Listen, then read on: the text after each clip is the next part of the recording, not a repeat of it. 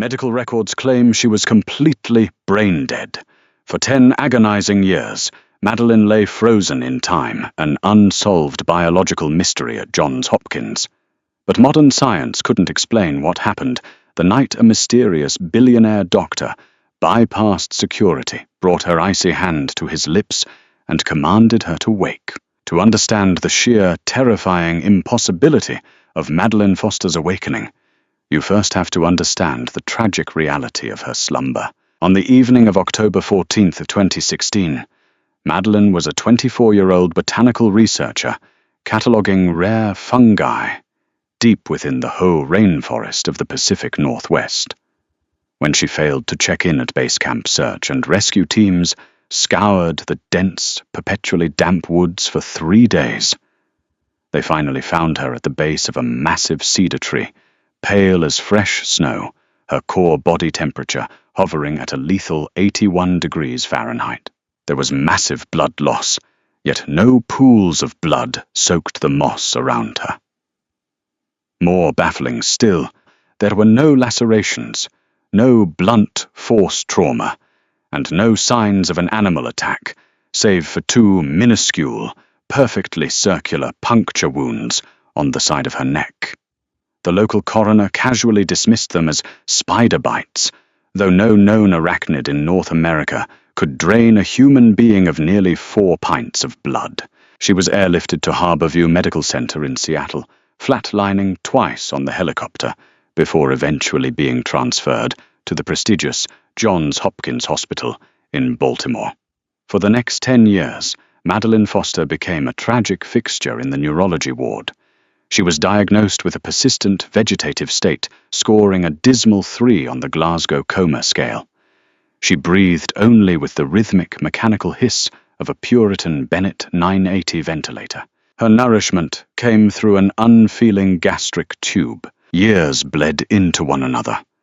Her mother, Diane, initially kept a bedside vigil that lasted 18 months before the emotional and financial bankruptcy broke her spirit. The visits dwindled to holidays, then to mere phone calls, until Madeleine was entirely surrendered to the care of the state and the hospital staff. Specifically, she became the quiet companion of Sarah Jenkins, a veteran night shift ICU nurse who treated Madeleine less like a lost cause and more like a sleeping friend. Sarah would read her thriller novels, brush her fading auburn hair, and meticulously manage her limbs to stave off the inevitable cruel muscle atrophy that claims the bedridden. By the winter of 2026, Madeleine's case was nothing more than a tragic, dusty file in the hospital's archives. That was until Dr. Roman Collins arrived. Roman Collins was an enigma, wrapped in an impeccably tailored Tom Ford suit. He emerged from a shadowy, highly exclusive neuroregeneration clinic based in Geneva, Switzerland. He was breathtakingly wealthy, impossibly young-looking to hold the credentials he boasted, and possessed an aura of quiet, suffocating authority. He had just donated $50 million to Johns Hopkins to fund a state-of-the-art neurological research wing. He had only one stipulation for his staggering philanthropy: unrestricted total access to the hospital's long-term coma patients. Dr. Philip Evans, the chief of medicine, was practically falling over himself to accommodate the billionaire physician. Collins was given a private office, an elite security clearance badge, and the run of the ward. But nurse Sarah Jenkins immediately noticed anomalies about the charming doctor. First, there was his extreme photophobia. Roman explicitly requested to work only during the graveyard shift, claiming a rare retinal condition made fluorescent daytime lighting agonizing for him. Second, there was the ambient temperature. Whenever Collins stepped onto the 4th-floor ward, the thermostat seemed to drop 10 degrees. The air grew heavy, thick with the scent of petrichor and ozone, like the agonizing pause right before a lightning strike. And then there was his physical appearance. Collins was startlingly handsome, with jet-black hair and eyes that seemed to shift from a dark, rich amber to absolute obsidian depending on where he stood in the shadows. But his skin was flawless to the point of looking synthetic, as pale and cold as marble. One evening when Sarah accidentally brushed his hand while passing a medical chart, the sheer freezing temperature of his skin sent a violent shudder down her spine. Poor circulation. Roman had murmured smoothly, his voice a rich hypnotic baritone that seemed to vibrate directly inside Sarah's skull. However, the most unsettling thing about Dr. Collins was his immediate obsessive fixation on room 412. Madeline's room. Out of the dozens of severe neurological cases in the hospital, Roman discarded their files after mere glances. But when he picked up Madeline's decaying 10-year-old medical chart, Sarah watched from the nurse's station as Collins's entire demeanor shifted. His perfectly composed jaw tightened. The files trembled ever so slightly in his grip. He spent hours standing in the doorway of her dimly lit room, just watching the rhythmic rise and fall of her chest under the thin hospital blanket. He dismissed the original 2016 medical reports with blatant disgust. "Spider bites," he scoffed one night, tossing the file onto the counter. The utter arrogance of modern medicine is blinding. They look at a masterpiece of predatory biology and call it an insect sting. Sarah frowned, adjusting her scrubs. Dr. Collins. She was found in the woods. What else could it have been? Roman turned his head slowly. His amber eyes locked onto Sarah, and for a terrifying second, she felt like prey caught in the gaze of a starving apex predator. Something far older Nurse Jenkins, and far more territorial. It happened on the night of November 12th. A brutal nor'easter was battering Baltimore, lashing freezing rain against the reinforced glass windows of Johns Hopkins. The storm was wreaking havoc on the city's power grid, causing the backup generators in the hospital to hum and cycle, throwing the fourth-floor corridor into intermittent, flickering shadows. Sarah was sitting at the central nurse's station at 2:14 a.m., updating charts, when the heavy oak doors of the ward swung open. Dr. Roman Collins glided in. Glided was the only word for it. His footsteps made absolutely no sound against the linoleum. He wasn't wearing his usual pristine white lab coat. Instead, he wore a tailored black overcoat, rain glistening on the broad shoulders, though he carried no umbrella. "Dr. Collins," Sarah greeted, trying to keep her voice steady. "Terrible night out there." He didn't acknowledge her. His eyes were fixed dead ahead on room 412. Without a word, he bypassed the station and walked straight into Madeline's room, closing the heavy wooden door behind him with a soft, definitive click. Hospital protocol dictated that a nurse should be present during late-night examinations, especially with female patients. Driven by a mix of professional duty and an unshakable sense of dread, Sarah quietly slipped out of her chair and approached the door. The blinds on the interior glass window were partially tilted, allowing her a sliver of a view into the room. What she saw defied every medical textbook she had ever memorized. Roman wasn't checking Madeline's vitals. He wasn't looking at the ventilator or the IV bags. He was standing over her bed, looking down at her atrophied, pale face with an expression of profound, centuries-old agony. He reached out with a trembling, ungloved hand and gently brushed a strand of auburn hair from her cheek. Then he began to speak. The language was guttural, melodic, and ancient. It sounded like a bastardized hybrid of Latin, and something far older rolling off his tongue with a dark, commanding resonance. Even through the heavy door, the timbre of his voice made the hair on Sarah's arm stand up, decem anni in tenebris. Roman whispered his voice, cracking with an emotion that sounded terrifyingly like grief. Satis est lux mea. Surge. He slowly reached down and took Madeline's right hand, the hand that was hooked up to a pulse oximeter, the hand that hadn't moved voluntarily in 3,650 days. He lifted it gently. Sarah pressed her face closer to the glass, her breath fogging the pain. Roman brought Madeline's knuckles toward his mouth, but right before his lips touched her fragile skin, Sarah saw something impossible. Roman's jaw unhinged slightly. A flash of something impossibly sharp, bone-white and elongated, descended from his upper gum line.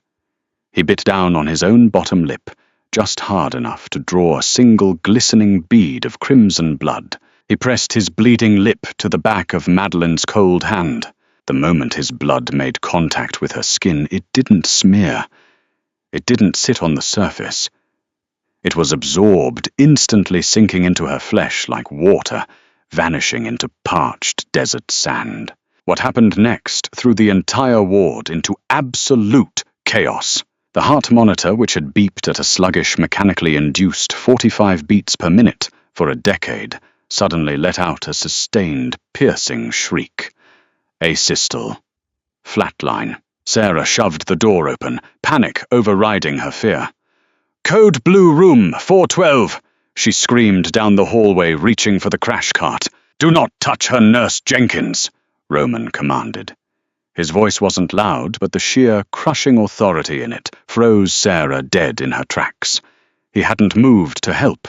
He simply stood beside the bed, watching the flatlining monitor with cold, absolute certainty. "She's dying!" Sarah yelled, stepping forward again. "She is rebooting," he replied smoothly. Before Sarah could push past him, the flatline tone violently broke. The green line on the monitor spiked. It didn't just resume a normal rhythm, it rocketed into a frantic, terrifying tachycardia. 10, 140, 180 beats per minute. Madeline's body arched off the mattress. Her spine bowed backward at a horrifying, unnatural angle, a sickening crack, echoing in the room as 10 years of spinal stiffness shattered in a single second. The ventilator alarm began to scream as Madeline's lungs, dormant for a decade, forcefully, violently contracted, fighting the machine pushing air into her throat. Suddenly, Madeline's left hand shot up. Her fingers, which should have been withered and useless from extreme muscular atrophy, wrapped around the thick plastic of the endotracheal tube in her throat. With a single savage pull, she ripped the tube out of her own airway, tossing it across the room where it hit the wall with a wet smack. Sarah covered her mouth, stifling a scream. A coma patient cannot wake up and immediately utilize complex motor functions. It was physiologically impossible. It took months of grueling physical therapy just for a coma survivor to twitch a finger. Madeline fell back against the pillows, gasping for air. Her chest heaved dramatically as she took her first independent breaths in 10 years. The color was rushing back into her skin in real time, flushing her cheeks with a vibrant, glowing heat. Then her eyes snapped open. Sarah braced herself, expecting the hazy, confused, terrified stare of a brain-damaged survivor. Instead, Madeline's eyes were razor-sharp. For a fleeting fraction of a second, the hazel irises flashed a luminescent predatory gold, the exact same shade as Dr. Collins's, before settling back into their normal human color. Madeline didn't look at the ceiling. She didn't look at the terrified nurse trembling in the doorway. Her eyes locked instantly onto the towering, pale man standing beside her bed. The room plunged into an eerie silence, save for the heavy rain lashing against the window and the frantic, heavy panting of the woman who had just returned from the dead. Madeline slowly pushed herself up into a seated position. Her muscles rippled under the thin hospital gown, entirely unbothered by a decade of disuse. She tilted her head, studying Roman's flawless, immortal face. When she finally spoke, her voice wasn't the raspy, broken croak of someone who hadn't used their vocal cords in a decade. It was smooth, powerful, and laced with a terrifying edge of dark amusement. "You took your time, my king," Madeline whispered, a fierce, wicked smile curling her lips. Sarah backed away slowly, her hand gripping the doorframe so tightly her knuckles turned white. Because in that horrifying, revelation-soaked moment, the nurse realized two things with absolute certainty. Dr. Roman Collins was not a doctor, and whoever or whatever Madeline Foster was, she had never been a simple botanist. Panic is a highly contagious disease, especially within the sterilized, strictly controlled environment of a hospital. Within minutes of Madeline's miraculous violent resurrection, the fourth floor of Johns Hopkins transformed into a chaotic swarm of panicked doctors rattling crash carts and flashing emergency alarms. Dr. Philip Evans, the esteemed chief of medicine, was roused from his sleep in the on-call room and arrived on the ward in a rumpled suit, his eyes wide behind his wire-rimmed glasses. The medical staff expected to find a woman in multi-system organ failure, gasping her final breaths. Instead, they found Madeline Foster, sitting perfectly cross-legged on her hospital bed, calmly sipping water from a plastic cup, while Dr. Roman Collins meticulously checked her radial pulse. "Her vitals are astonishingly stable, Dr. Evans," Roman announced smoothly, not looking up from his silver pocket watch. "Blood pressure is 110/70. Oxygen saturation is at 99% on room air. It appears the neurological pathways have spontaneously regenerated." Dr. Evans was paralyzed with disbelief. He stared at the heart monitor, then at Madeline's flush, healthy skin, and finally at the shattered endotracheal tube lying on the floor. "Collins. The fMRI results, Collins. Within the hour, Madeline was rushed into a functional magnetic resonance imaging machine. The results defied every known law of biology. Her cerebral cortex, which had previously shown massive, irreversible tissue death, was now lighting up with intense, vibrant electrical activity. Collins, the muscular regeneration, Collins. The severe muscle atrophy that plagues long-term coma patients was completely gone. Her muscle density was that of an Olympic athlete in peak physical condition. Collins, the blood work, Collins. Her hemoglobin levels, previously sustained only by synthetic transfusions, were off the charts, possessing a strange, hyperoxygenated cellular structure that the lab technicians could not identify. Dr. Evans immediately wanted to contact the press and publish this unprecedented medical anomaly in the New England Journal of Medicine. He envisioned Nobel Prizes. He envisioned his name etched into medical history. But Roman Collins's $50 million donation came with ironclad, viciously strict, non-disclosure agreements. Roman made it abundantly clear Madeline's case was now a highly classified asset of his private Geneva clinic. Any leaks to the press would result in immediate termination, loss of medical licenses, and apocalyptic lawsuits. Nurse Sarah Jenkins stood quietly in the corner during these heated administrative arguments, clutching her clipboard to her chest. Her mind was reeling from the impossible, monstrous thing she had witnessed in room 412. Roman had bitten himself. His blood had vanished into Madeline's skin, and he had called her his king's mate. Roman caught Sarah's eye across the crowded nurses' station. He didn't threaten her. He simply offered a slow, deliberate blink. A sudden wave of heavy narcotic calm washed over Sarah's panicked brain, burying her terror beneath a thick layer of supernatural apathy. Compulsion. She knew she should be screaming for the police, but her vocal cords refused to cooperate. However, silencing the hospital staff was one thing, silencing the federal government was entirely another. By sunrise, the National Crime Information Center, NCIC database, registered a massive anomaly. The fingerprints of a missing person, presumed dead for 10 years, had just been scanned into a Baltimore hospital's active registry. This triggered an immediate high-priority alert at the FBI's Behavioral Analysis Unit in Quantico. Enter Special Agent William Thatcher. Thatcher was a grizzled, cynical veteran of the Bureau who had never been able to close Madeline Foster's 2016 disappearance case. He had spent years obsessing over the strange anomalies in the Hoh rainforest, the missing hikers, the drained animal carcasses, the baffling lack of blood at the crime scenes. When he received the alert that Madeline was awake and lucid, Thatcher bypassed local authorities, commandeered a federal helicopter, and landed on the Johns Hopkins helipad by noon. Thatcher barged into room 412, flashing his badge and demanding the room be cleared. Roman Collins stood his ground, his amber eyes narrowing into dangerous slits. but Madeline gently touched his arm. "It's all right, Doctor," Madeline said, her voice dripping with an eerie, rehearsed innocence. "I can speak to the agent." For the next 2 hours, Thatcher interrogated her. He demanded to know what happened in the woods, who had attacked her, and how she had survived a lethal drop in body temperature. Madeline played the perfect traumatized amnesiac victim. She wept. She claimed she remembered nothing but falling down a steep ravine and waking up in the hospital a decade later. But Thatcher wasn't buying it. He noticed the predatory fluidity of her movements.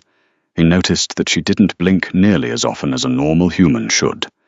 And most damning of all, he noticed the way she looked at Dr. Collins through the observation window, not with the gratitude of a patient, but with the intense, possessive devotion of a soldier looking at her commanding officer. The terrifying twist of the story, the truth that was leaked years later on an encrypted dark web forum by an anonymous whistleblower, was that Madeline Foster was never a simple botanist. Collins, the true identity of Madeline Foster Collins. In 2016. Madeline was a highly trained operative for a Black Ops paramilitary organization known as the Vanguard Initiative, a privately funded group tasked with tracking and eliminating cryptid and hematological threats across North America. She wasn't in the Hoh rainforest looking for rare fungi. She was hunting a splinter cell of rogue feral vampires who had been butchering campers. During her mission, she had crossed paths with Roman Collins, the ancient aristocratic apex of the global vampire hierarchy. Instead of killing each other, a forbidden, intoxicating romance had bloomed between the lethal hunter and the immortal king. But the rogue cell discovered their alliance. They ambushed Madeline in the woods, outnumbering her. They didn't just drain her, they poisoned her with a necrotic venom designed to rot a human from the inside out. When Roman finally found her at the base of the cedar tree, she was seconds away from death. He couldn't turn her into a vampire. The transformation process required a strong human heart, and hers was failing. If he gave her his blood, then the venom would have violently reacted with his DNA, instantly combusting her heart. So Roman made a desperate, agonizing choice. He used a potent ancient hemotoxin of his own to force her body into a state of absolute biological stasis. A deep, unbreakable coma. He ensured she was found by human rescue teams, knowing that a prestigious facility like Johns Hopkins would keep her physical shell alive on life support. For 10 agonizing years, Roman left her in the care of modern medicine, playing the role of a grieving phantom, while he systematically traveled the globe ruthlessly, hunting down and slaughtering every single member of the rogue cell that had dared to touch his mate. Only when the final enemy was turned to ash did he infiltrate the hospital, secure the ward, and finally deliver the cure hidden in his own royal bloodline. Agent William Thatcher was a relentless hound, and his instincts were screaming that Johns Hopkins was ground zero for a massive, terrifying cover-up. Denied further access to Madeline by Dr. Evans and the hospital's legal team, Thatcher resorted to desperate measures. Late Wednesday evening, Thatcher secured a covert federal warrant to seize the hospital's internal security servers. He locked himself in a makeshift command center in the basement, meticulously combing through terabytes of CCTV footage from the night Madeline woke up. Roman had been careful. The primary cameras in room 412 had mysteriously glitched, recording nothing but static from 200 a.m. to 2:30 a.m. However, Roman had made one crucial arrogant mistake. He forgot about the small secondary camera mounted at the end of the hallway, which pointed directly at the reinforced glass window of Madeline's room. Thatcher zoomed in on the grainy footage. He applied digital enhancement filters to the reflection in the glass. His blood ran cold. The enhanced image clearly showed Roman Collins lifting Madeline's hand, but it also showed his jaw unhinging to an impossible degree. It showed the terrifying bone-white descent of elongated canines. It showed him biting his own lip and the immediate violent physiological reaction of the supposedly brain-dead patient. "My God," Thatcher whispered, his hands trembling as he reached for his encrypted radio. "They're not human." Within 30 minutes, Thatcher had mobilized a heavily armed FBI hostage rescue team. Under the official guise of a massive medical fraud and bioterrorism sting, a fleet of black tactical SUVs swarmed the Johns Hopkins campus. Heavily armored federal agents flooded the lobby, locking down all exits and establishing a perimeter. Thatcher led the tactical stack up the stairwell to the 4th floor, his weapon drawn. "Target is Roman Collins. Do not engage in close quarters combat. Use non-lethal tasers on sight. He is considered highly dangerous and biologically anomalous." He barked into his comms. They breached the heavy oak doors of the neurology ward. The nurses screamed, diving behind the central station. Sarah Jenkins stood frozen, her eyes wide, as the tactical team moved with lethal precision down the corridor. "FBI, clear the hallway," Thatcher yelled, rushing toward room 412. He kicked the door open, his assault rifle raised fully, expecting a chaotic firefight with an ancient monster. But the room was completely, devastatingly empty. The heart monitor was powered down. The hospital bed was meticulously made, the white sheets tucked in with military precision. The IV stands were pushed neatly into the corner. The only anomaly in the pristine room was the window. The thick, reinforced safety glass had been cleanly shattered outward, a freezing Baltimore wind howling through the gaping hole and blowing the blinds into a violent frenzy. Thatcher rushed to the window, looking down at the 4-story drop. There was nothing below but wet pavement and the flashing red and blue lights of his own federal blockade. No ropes, no scaffolding, no bodies. It was as if they had simply stepped out into the stormy night sky and vanished into the ether. "Boss!" One of the tactical agents called out from behind him, pointing to the bedside table. "Look at this!" Resting perfectly in the center of the metal tray was a thick black envelope, sealed with crimson wax, bearing an ancient, unrecognizable crest. It wasn't addressed to Thatcher. It was addressed to Nurse Sarah Jenkins. Thatcher confiscated the envelope, tearing it open. Inside there were 2 items. The first was a certified cashier's check, drawn from a heavily encrypted Swiss bank account, made out to Sarah Jenkins in the staggering amount of $5 million. The second was a handwritten note penned in elegant flowing calligraphy. It read, "To Nurse Jenkins. For 10 years of extraordinary kindness to a sleeping queen, you have our eternal gratitude. Use this to live a life free of fear. Do not look for us. And tell the federal dog sniffing around my ward that if he ever follows our scent again, I will not be as merciful as I was tonight."